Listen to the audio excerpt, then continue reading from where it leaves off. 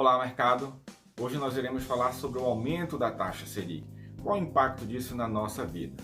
Mas antes, queria pedir para você se inscrever aqui no nosso canal, deixar o seu joinha e ativar as notificações do sininho para que esse conteúdo possa chegar a mais pessoas.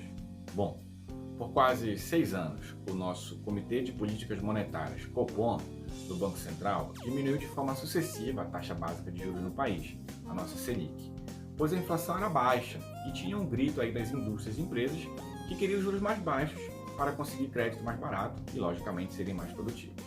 Porém, na quarta-feira, dia 17 de março, a Selic volta a subir pela primeira vez desde julho de 2015. Os juros passaram de 2% ao ano para 2,75% ao ano, depois de decisão do próprio Copom. E já existe também uma previsão para a próxima reunião de um novo aumento de 0,75 pontos percentuais. O principal fator destacado pelo Banco Central ao aumentar a Selic foi exatamente a pressão inflacionária que sofre o país. A Selic, ela serve meio como um controle da inflação. Mas como assim, Ailton? Tipo o que está acontecendo agora. A inflação em alta, o Banco Central aumentou a Selic.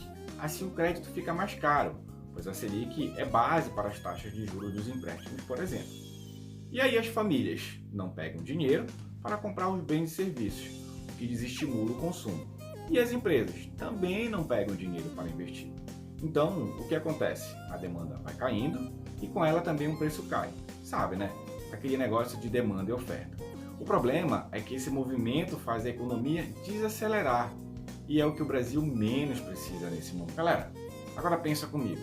O governo gastando mais do que arrecada nesse cenário de pandemia e ainda sofrendo uma desaceleração da economia implica em menos arrecadação e vai acabar precisando pegar dinheiro emprestado.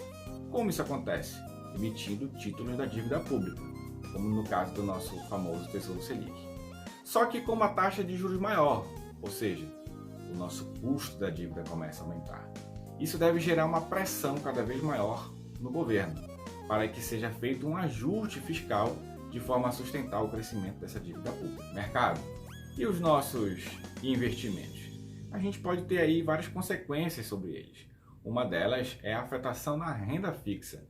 Ela ficar um pouquinho aí mais atrativa, como o caso do nosso Tesouro Selic. Só que nesse exato caso, como a inflação ainda está maior que a Selic, o investidor brasileiro ainda tem juros negativos, descontando o efeito da inflação e do imposto de renda, ou seja, a sua rentabilidade fica negativa. E o valuation das empresas? Ele fica menor, pois a taxa de desconto para trazer os fluxos de caixa futuros a valor presente aumenta, pois a Selic acaba aparecendo dentro ali do custo médio ponderado de capital, o famoso WACC das empresas, o que pode implicar numa desvalorização do papel para investidores que pensam no longo prazo. Mas na realidade, você tem que ter um olhar para os setores.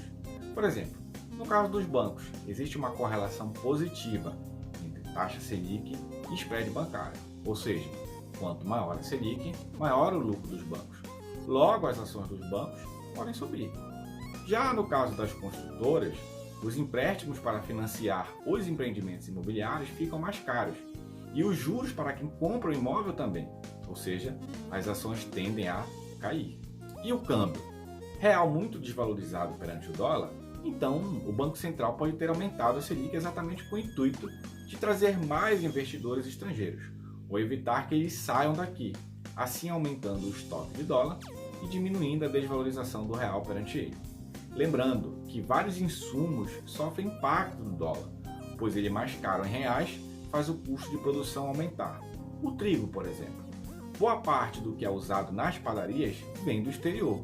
Logo, se o preço do dólar em reais dispara, o nosso delicioso pão francês fica mais caro. O real desvalorizado também deixa a gasolina mais cara. Você não sofre só ao andar de carro, sobe o custo também para as empresas produzirem e transportarem seus itens pelo Brasil.